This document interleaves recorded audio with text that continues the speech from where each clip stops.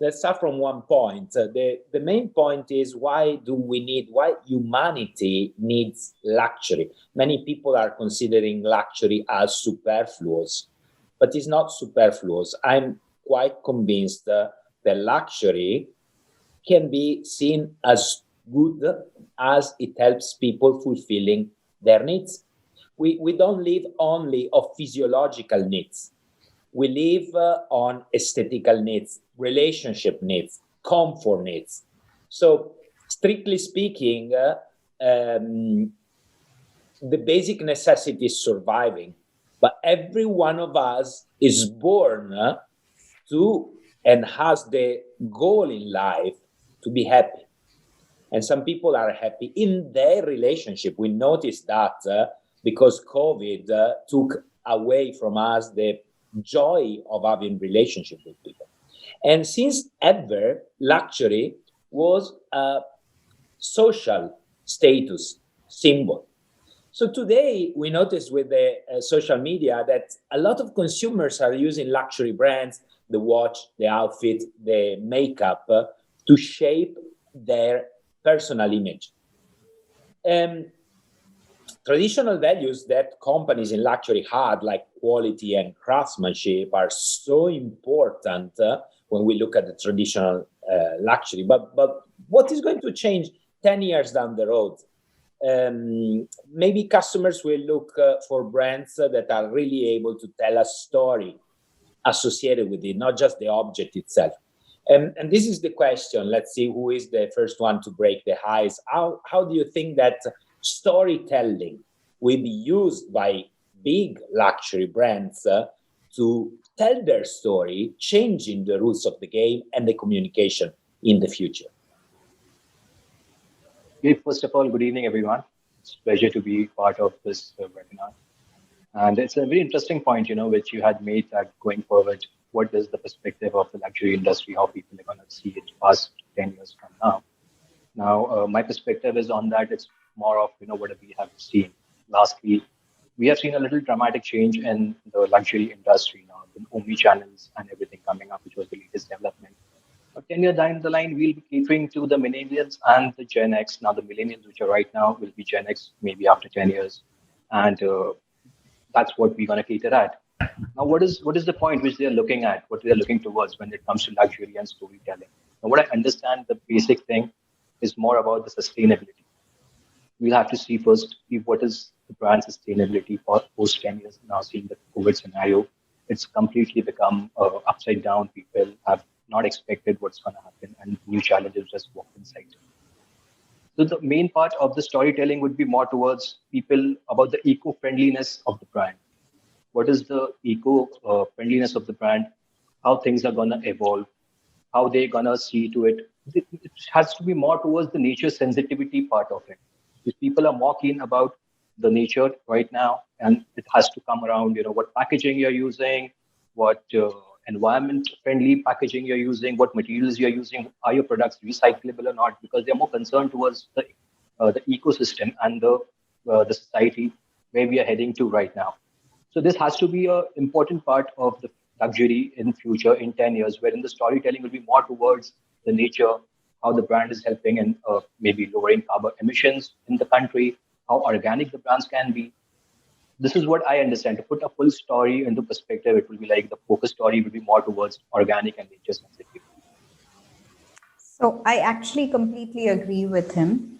I think even before pandemic, luxury had moved a huge way from being just a product to the complete experience a brand gives you and does. And I think pandemic has really, really taught us to value the right things in life. So consumers are becoming much, much more aware. Like he said, the millennials and the Gen Z are more aware of brands which are towards conscious and environmental friendly operations, logistics. They are more going with brands which give back to the society and value to people's lives rather than just a product. I think the stories for each brands which are going to be successful are going to move towards brands which have more human connect, which show customers behind the scenes, brand owners, the connect, collaborations with like-minded people, brands which for example, if you see, Gucci has already moved to a Gucci equilibrium campaign where they talk about sustainability versus world balance. They have moved to a campaign in terms of an inclusive campaign which goes to all skin colors. Brands have, I think, realized, and this is what is going to be the storytelling by any brand which wants to remain in business for the coming 10 years. Absolutely. So, I mean, I think both Pancham and Tariq touched upon a very interesting aspect, and I completely agree with that. From my perspective, if we were to add something to on top of it, traditionally luxury brands and the customer communication was something like this. Luxury brands stood at a little bit higher place, and the consumer was supposed to consume communication from there. But what's going to happen when Gen Z comes in, who are consuming so much of media, who are going to be in a power seat? The luxury brand has to now start communicating as an equal and has to start see eye to eye. That's where the component comes in, that you have to be far more responsible in what you claim. You need to prove to them, prove to the consumer your sustainability story and things like that. It's not going to be just statements. You need to back it up with with narratives and things like that. And that becomes storytelling is a beautiful world, but it needs to be not a fictional, but it's going to be more of a documentary kind of a thing where you need to really go ahead and add substance to your storytelling. So that's something which I feel is going to be very interesting, where many of the luxury brands have to relook and see what traditional elements which previously would have probably undermined a consumer's understanding, but that needs to be recalibrated and start talking to consumers as an equal in a highly respectable manner. That's something which I see is going to change. If I may add to Raghav's, he's completely right. The luxury market is going to be dominated by the millennials, or the Gen Z as we call. They are currently constitute 30% of the luxury market, touted to reach 50% by 2025. If you see and go into the characteristics of this TG, they are completely, using the net. They are influenced by peer reviews, online forums. These are the people, like he said, you cannot fib to. Your story has to be backed completely 100% by the truth, because these people are not going to buy it. Yeah. They are also into online forums. They are into educative webinars. They know their world. And digitalization has in fact made it so universal that any information is not restricted to a geo area or a location. So you cannot possibly fib through these people. You have to have a story which is backed. And like I said, post pandemic, especially valuing the right things, sustainability, no racism, giving back to the society, having a sustainable whole process of the product from the production to the distribution has become so important that these people actually want to buy products from a company which has all these values. So you cannot just not give importance to do these three things, especially in terms of luxury, because if that is the kind of money they are spending, they want their story to be authentic. Absolutely. If you take a couple of examples, since of beta, you can see for which was an issue with Burberry and then disrupted. So people are very understanding. They understand what they need, what are they looking at, what they want in a brand, and how brand has to do that, how brand has to cater to them, being socio-economically responsible and giving them what they're looking at and making a better future and a better country post 10 years from now. That is something which every Gen Zs and the millennials will look forward to. So, what I think is, we have been talking about luxury and sustainability. I think going forward, it is sustainable luxury, because luxury itself, it's a relative term. And I think, as the professor said, it's a relative term. What was not luxury yesterday, it is a luxury today. I also believe we did talk, I think all of you mentioned about the consumers and of tomorrow, the millennials, Gen Z, etc. I think the recent Boston Consulting Group study showed that about 38% of the consumers that they surveyed said that they will be influenced, or they are currently being influenced by the sustainability story. I also believe that for any company, any business to be in luxury, it is not just the consumers they have to pay attention to. It is all the stakeholders. And very, very importantly, it includes the investors. If you take, for example, a wine industry. In the wine industry, the sustainability, those who would invest or those who would invest in the businesses would really want to understand as to how does the business operate, how sustainable it is, what are the initiatives they take, what are the socio-economic impact of their operations on the surroundings, on the entire value chain that they operate. So, if I can, for example, talk about the jewelry industry, say the diamond industry. The diamond industry, for example, Rio Tinto Diamonds, where I spent almost 2 decades, the mines which they operate, the kind of, and diamond no doubt is a luxury, so it's used, it is kind of, it's a gift for the ultimate occasion of life, the engagement. So when someone is wearing a ring, that lady wants to be sure and that she needs to feel happy that wherever I got these diamonds come from, whichever mine and whatever processes that it went through, did meet and respected the environment and the people who really were responsible for managing these processes. So if I can give you an example of the Canadian mine, the Diavik mine, that mine is found in a lake.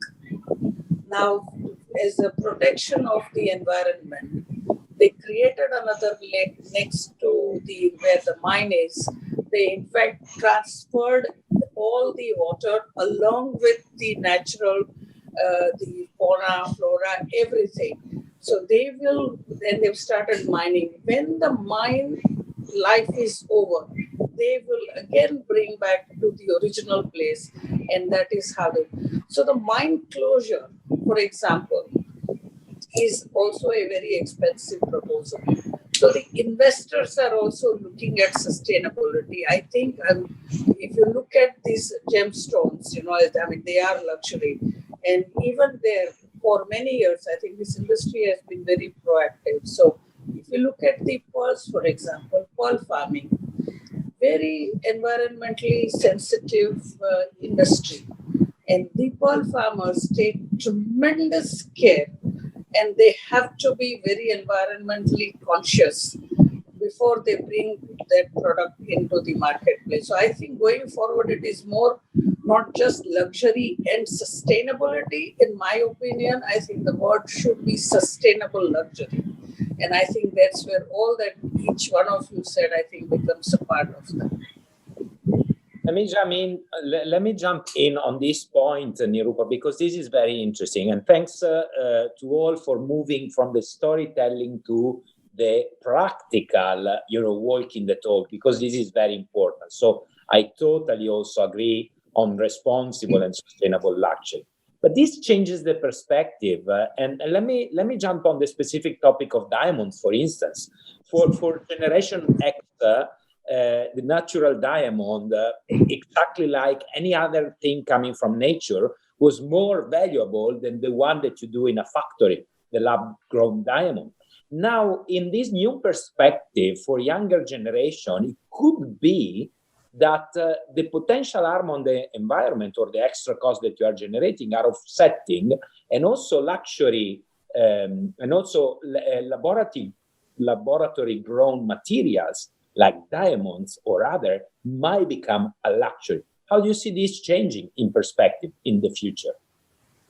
It's interesting you mentioned that.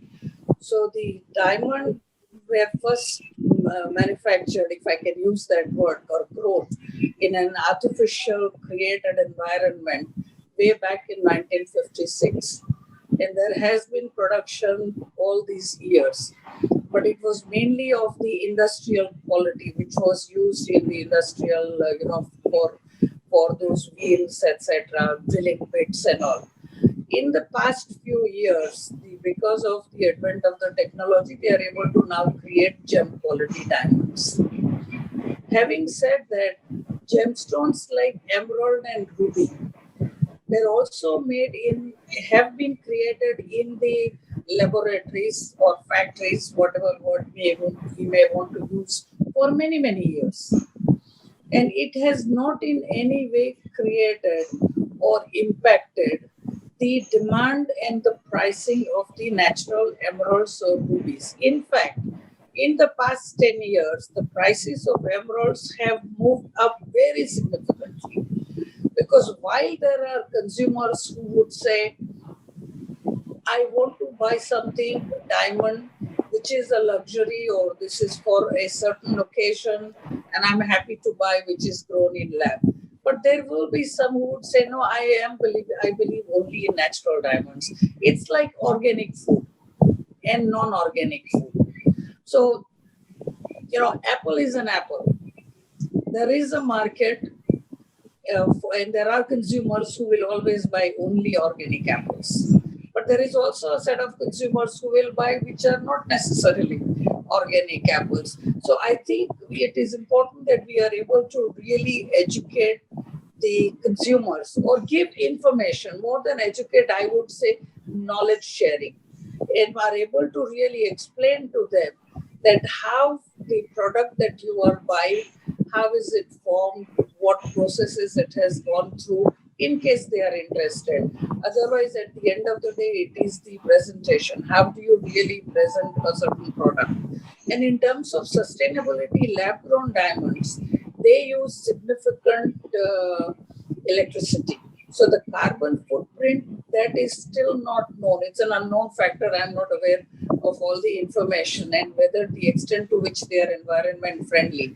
And as I mentioned just a couple of minutes ago, the natural diamond mine producers, the areas in which or the mines, the surrounding areas, the amount of care that they take is very, very significant. And you can read a lot of stories about this. And even to close a mine, it takes millions of dollars.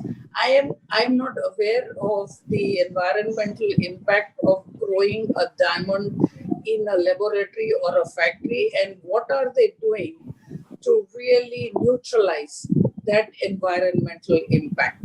And one of the most important, the human aspect here is the socio-economic development. Many of these mines, they provide healthcare facilities, the employment opportunities, job training, education to those who live in that area. And as most of you would know, that the diamonds, gemstones are found generally, specifically diamonds, in very remote locations, in Siberia or in where the temperature is minus 50 degrees Celsius, to the Argyle mine of Australia, known for their rare pink diamonds, plus 50 degrees Celsius. So I think this is the sustainability. This is what I mean by saying sustainable luxury. So yes, lab-grown diamonds are here. There may be consumers who would be interested and who will buy them. But the rarity factor that the natural diamonds have, that I think cannot be replicated then. Thank you, because this is very interesting, and I'm sure with knowledge, it will trigger further, deeper societal reflection in the future, and that's good for everybody. The more we know, the better it is for humanity. Let's say. Let's link the topic of knowledge with another topic. Both schools are also very active in technology and technological topics.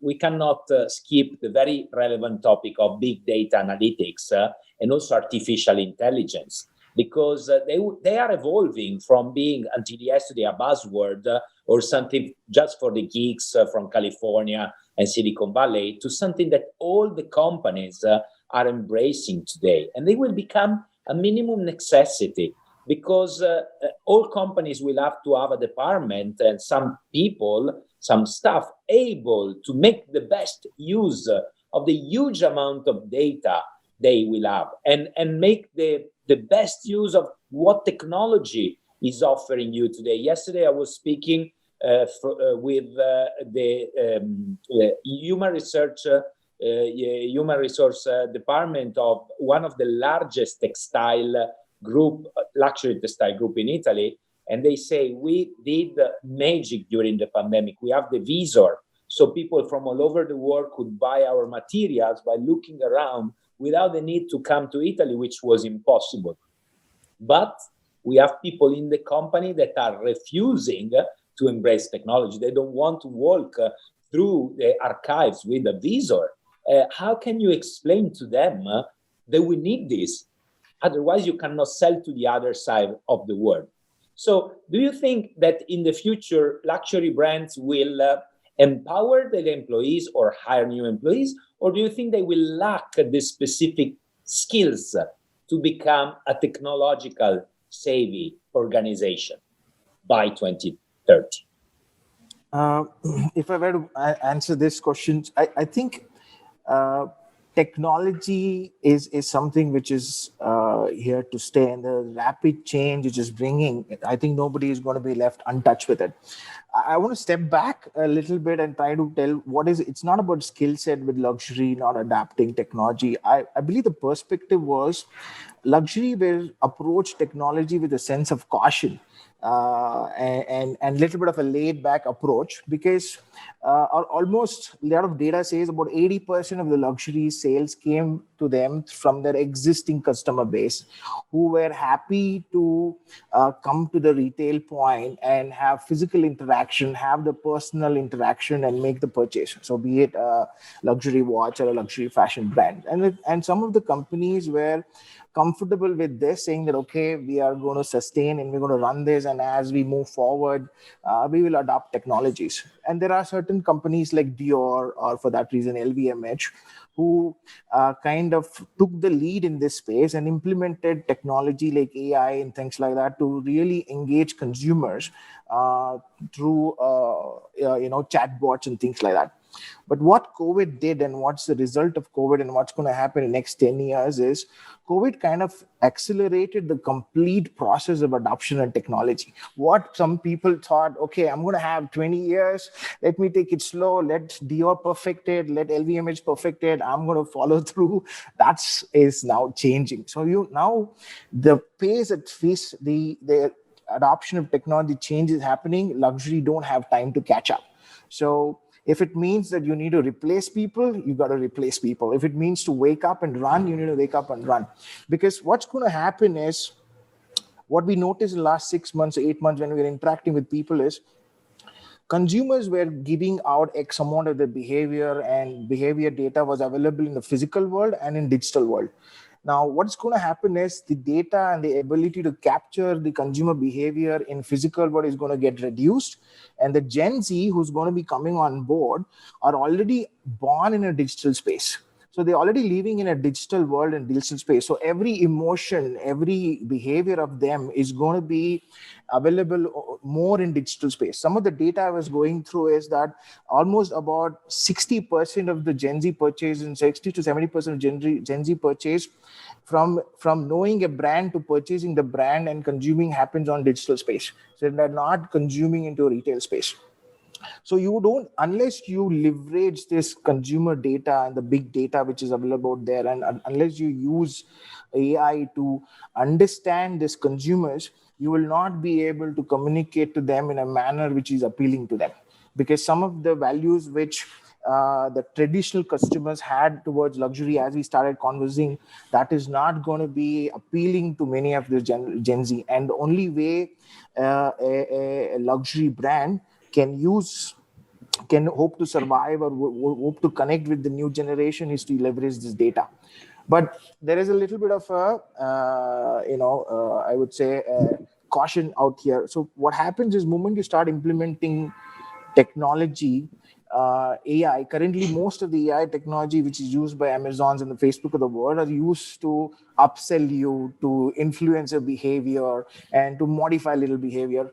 But when luxury is talking to consumers at a very deep emotional level, because most of the luxury purchase is rooted in deep emotions, it also becomes responsible that how you use the data, how much of transparency are you providing to the consumers, that how are you using this data for them.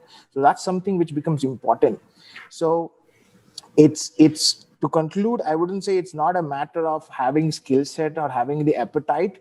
I think it's a matter of survival, that you have to use technology and start adapting this. But again, because luxury is sitting on the top of the pyramid, again, your luxury brands have to take up the additional responsibility of being transparent about how we are using this data, how we are using this to influence them, and how you want to leverage this data. So that's my opinion there. So, if I can add to what Raghavendra just mentioned about the data and technology, and Professor, what you asked about the human resource, the challenges they have, I think blockchain is a great tool available.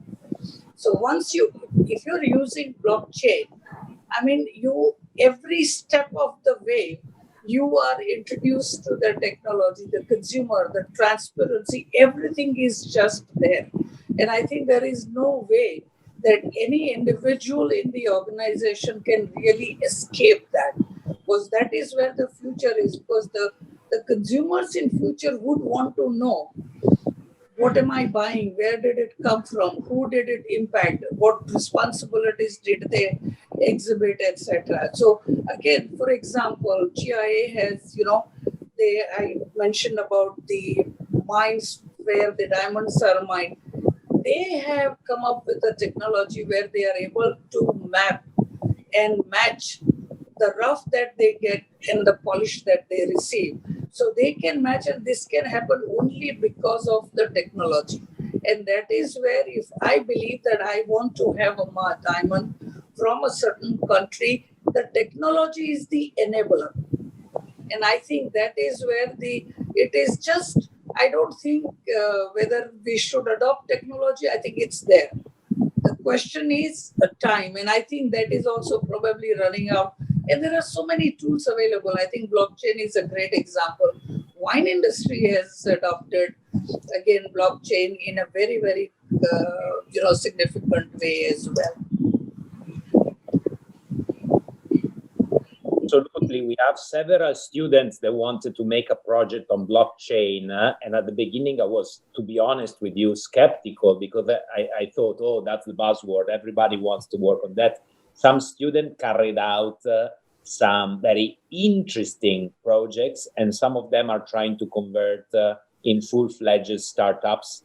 And there are some startups competitions around the world on the two topics of technology and luxury. And it's very, nice as a spectator to see these things happening. And let's hope it develops. And another area that, of course, developed is e-commerce. Starting from Bain and Alta Gamma report at the conference they had in December, the e-commerce penetration in the world of luxury moved for a mere 10-12% of the total turnover to 23% in 2020. And this number, of course, is bound to grow. What do you think will be the ultimate level of integration of the luxury brand and company with the virtual selling? Well, technology, I would say, will have to play a huge role as it's going to go ahead in the future. But, since we have seen a lot of changes going forward, as I said in the past, like the omni-channel thing, which just started off and now is the tier 2 countries and the different countries are adapting to that format, it's just going to build on it. AI will be very important. I would say currently, if you see analytics-wise, 0.02% is the ratio of purchase online on a clicks. If you say 10,000 clicks developed 2 sales, that is going to go up drastically high. Virtual selling would be so personalized, and with the help of AI, I would say going 10 years later on, 90% plus, you will have all the relevant information which you're actually looking forward to in front of you, and you don't need to go much into deeper and do a lot of research to it. So that AI will basically be a basic necessity of every luxury brand and going forward clientele. So in totality, if I have to just mobilize my complete imagination, I would say we will be closest to being a mall or a store sitting right at our home. This is what I understand 10 years down the line.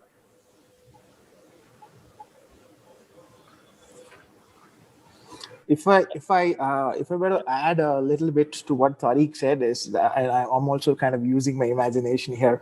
I was thinking where technology is going to play, where the e-commerce is going to play, is because uh, luxury purchase has always been a sensory experience, right? It's about, you go there, you have the personalization. Where I imagine it's going to change the retail experience space. So retail stores is going to have less to do with product, will more to do with experiences. So we leverage technology like AR, like voice recognition, image recognitions, to really give consumer and physical exhilaration experience when you walk into, let's say, a Gucci store or a Prada store or a watch store.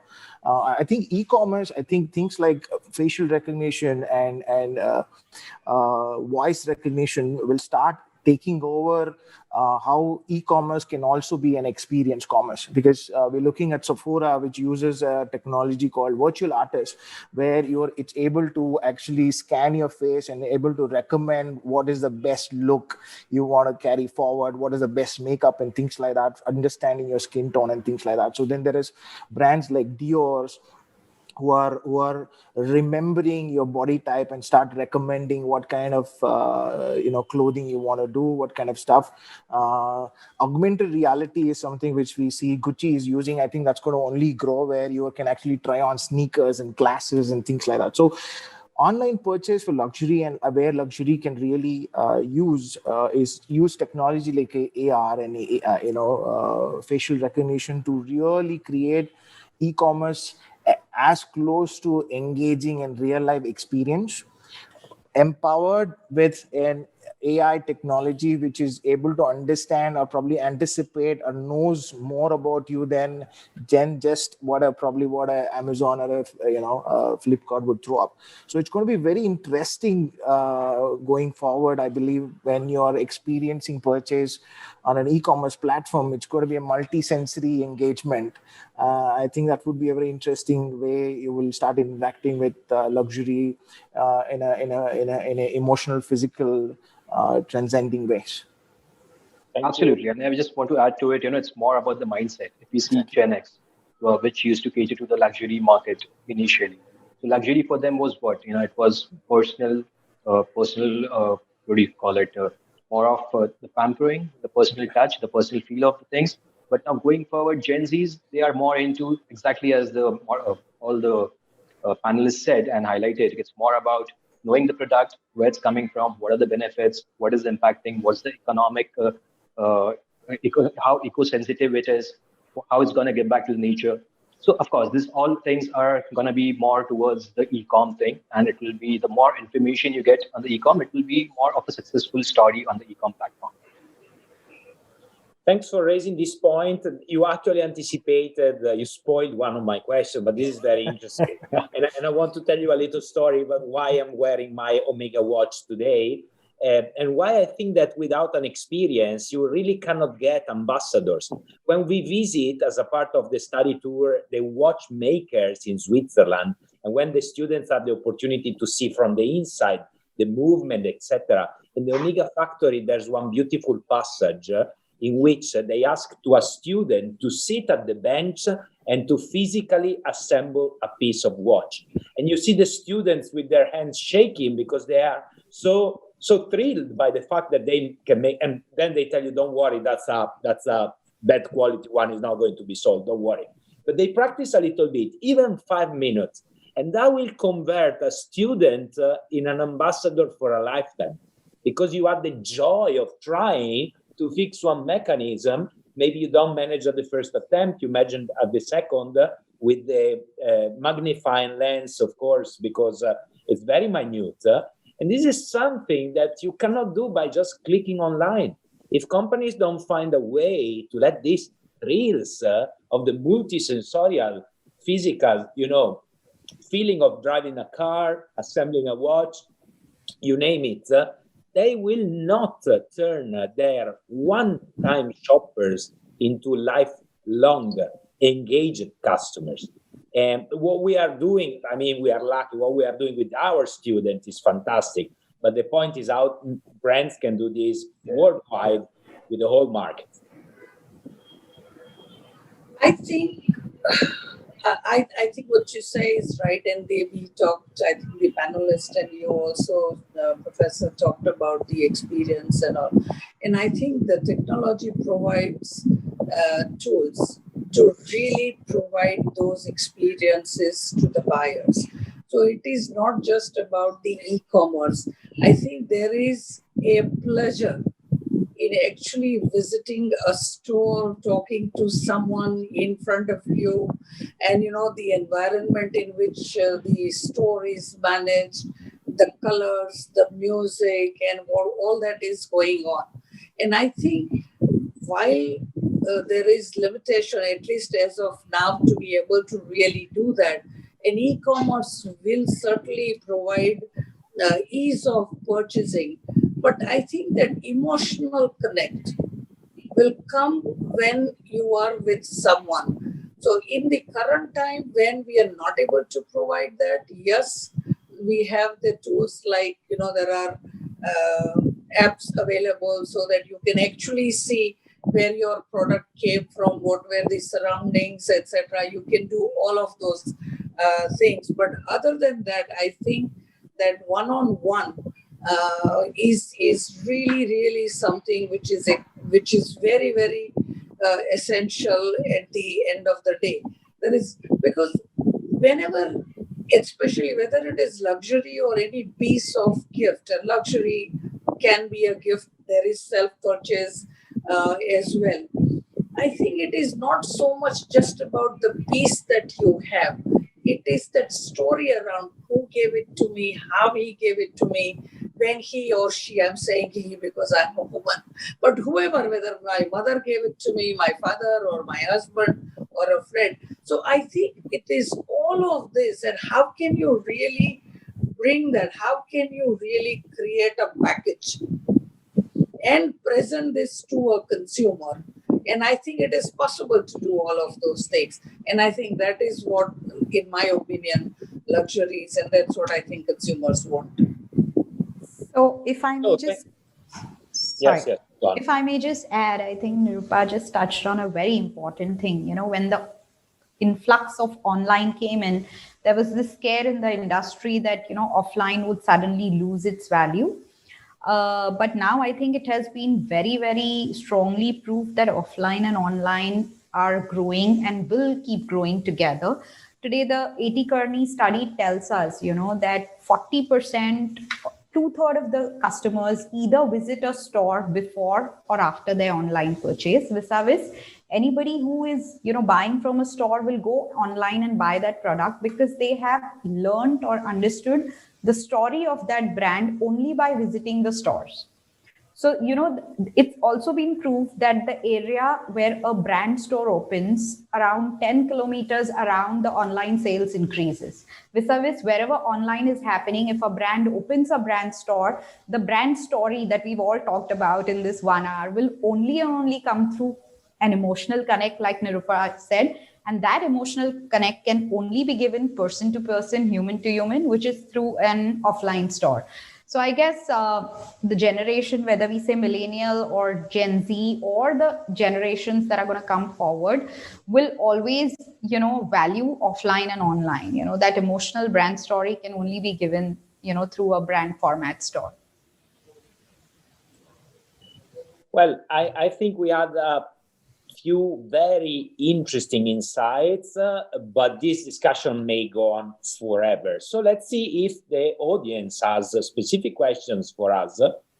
And I don't know if Smita, you can help us coordinate. Sorry to cut you. So yes, absolutely. So I would like to maybe request all the attendees, if there are any questions, that you have for the panel, please do type them on the chat box, and we will definitely try to take at least 3 to 4 questions from the audience as well. And then we are going to, I think, conclude on the panel. So guys, encourage you all to type your questions on the chat box so that we can start asking questions to the wonderful panel. So in the meanwhile, Professor, can I ask you a question, if you don't mind? Sure, of course. My pleasure. So tell me, how Italy is I think the source of luxury, the design, and everything. What is your view of what is happening? Has anything changed in your opinion? How luxury is viewed in the European market, especially in Italy, etc. Italy, France, I would say. Now, this year accelerated the transition. Okay, but I think that especially for the older generation, a specific point in time is not changing your attitude. My generation we grew up by looking. I was coming from a working class family, looking at the rich people and having this aspiration of having an opportunity to become like them one day. But at the same time, Europe, the old continent, the allegedly rich continent, whereas every year we are losing our wealth because there are emerging countries, we are still in a society in which if you are over rich, if you are too rich, then you must be wrong. For some reason, in our society, the display of wealth is considering not a nice sign. And in the acceleration, this is only becoming even more apparent. People are reflecting. There are people dying in all the countries around the world because of COVID, and you don't want to show that you are driving a super luxurious car in a moment of crisis, in a moment of pandemic. There are people feeling literally guilty for being rich. So I expect a much less conspicuous way to use your wealth in the rich families and entrepreneur companies of Italy and Europe, because you somehow feel guilty for what you have and others don't. And it was George Armani first to write a letter to WWD and say luxury is now running an unbearable pace. Shall we slow down a little bit? And this is in line with our philosophy. We are suggesting since ever to our students, for instance, to buy less, but to buy higher quality. With what you are spending buying 2, 3, 4 garments, when you buy a €3 t-shirt from Zara, not because I have anything against Zara, but do you wonder how much they pay the guy who made the shirt? $3 retail in Italy. So I prefer my kids to be raised by thinking I can buy one time a year, but I can buy better quality. So I expect a general slowdown of sales, but still, of course, significant amount of money spent in luxury. Probably less quantity, more quality. And less prominent logos. I don't need the big logo. I need the quality of the garments that I have on me. Thank you. I think that's really eye-opening. And I think what my takeaway from what you're saying is it's not when you buy whatever piece of garment you buy or any other piece that you buy, is that be aware of where it came from and was it responsibly made. I think that's what it is. Wow, very good. Thank you. Thanks. Really appreciate your insight. Very interesting. Shall I maybe take a few questions from the audience now, please? Sure, Mita, go on. I think the question is not addressed to anyone in particular, so anyone can jump in and answer. So this is an interesting question. I think given, where most of our students are coming from, Alessandro, this will be a nice question to ask. How do all the invited guests see the home country, that is India, Indian brands becoming globally recognized? So do you think that now there is any scope for, because India is very, very, becoming very luxury ready. Do you see Indian brands having any kind of participation? Smita, in fact, I wanted to bring up, I'm very happy one of the students has asked this question. Today, the way the economic condition across the world has changed, the way situations and political reforms have changed, luxury is not going to be, I believe, focused around just Europe or your UK or your USA. Talking about India specific, because the question is about the home country, better economic reforms, better political conditions, Atmanirbhar reform by our esteemed Prime Minister, digitalization is going to give birth to a lot of luxury brands in India. In fact, let me say the journey has already started. If you see Manish Malhotra, okay, today he has dressed, the most remarkable work of his has been dressing international celebrities. Will be Naomi Campbell, Kate Moss, Nick Jonas, to the point that he has started his own international e-commerce site. Very, very popular among NRIs. We seeing it becoming popular across everywhere. If you see Sabyasachi, he has become a global brand. In fact, what he has started brand collaborations with small scale industries. So if you see his latest campaign, any marketer who sees his latest campaign will realize that he just does not talk about his outfits. He talks about a marriage, with a bride wearing in a historical hotel, linked to historical hotels, linked to your tribal jewelry. So he is promoting your tribal jewelry along with the historical hotels, where you should have your weddings, which will give rise to these niche luxury brands. So I mean, I am not just confident, but I am very, very sure that in the coming 10 years, you will see a lot of luxury brands coming out of India. And how people are traveling abroad to study luxury management, I believe a lot of people will come to India because we are culturally very, very rich with the handicrafts and a lot of things which can definitely develop into niche luxury brands. Absolutely.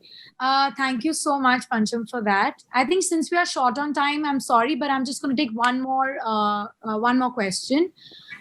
So I think this is an interesting question given the situation right now. How important does price play in luxury, especially considering today's economic situation? So do you think there has been a change in the price, the way brands should price their their products, or the way they communicate about price? What is your opinion on that? I believe, sorry, go on. Go ahead. Please go ahead. I was going to say, it is, when you buy something, it's always about value and not so much just about the price. And I think if you value, and I believe that while there is so much of philanthropy that exists here, and there's a lot of charity that goes on, and all of those things we've been taught from the younger age that you should learn to give, etc. But I think the concept of sustainability as such is still not so mature in our country yet.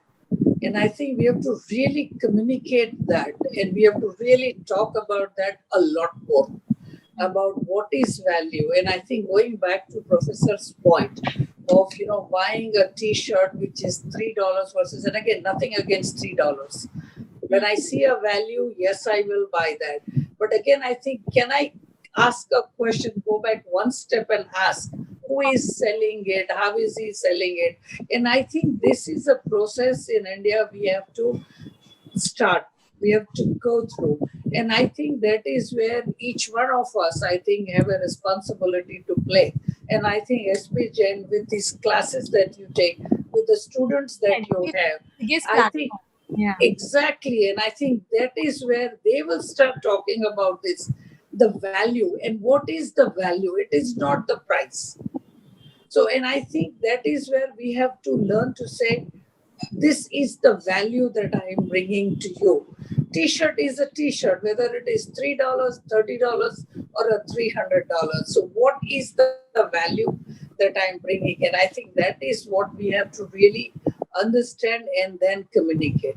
I think after the pandemic, more than ever, people, the attitude has been more about buying for loved ones, even buying for yourself out of that feeling of indulgence. So you don't want to just buy for the sake of buying from anything, anyhow and anywhere. You are going to be more careful about how the product is made, where is it coming from, what under what conditions has it been made. So in fact, I think post pandemic there is that feeling, that I'd rather maybe wait and buy from the brand that I trust or that I believe in, rather than just buying from anywhere if I'm getting it at a cheaper price, or as most of it was happening earlier, especially in our country. I've also seen that thought process change, in the Can I just share one quick small incident? There was a study done a couple of years ago, post Valentine's Day. Okay. And many of these guys purchased their gift for Valentine's Day online. When the women were told specifically that your gift was purchased online versus someone who went to a store, many of those women who received gifts which were purchased online returned it. They didn't like it. They said, you don't really care for me. You suddenly remember at 10 o'clock in the night that you have to buy something for me. So you went online and you purchased. It is that value you want, that someone really is thinking of you. And I think that is what it is.